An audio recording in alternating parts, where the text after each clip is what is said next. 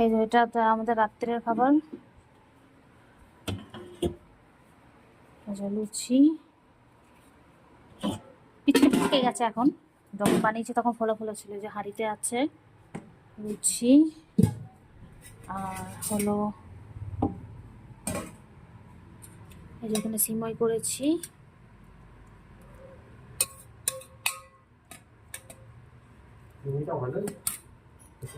খেয়েছি এখন অব্দি, খেয়ে দেখবে তারপরে বলবো।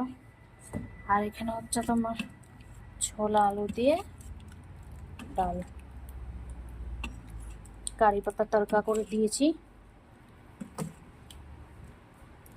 কিশমিশ দিয়ে বাদাম দিয়ে।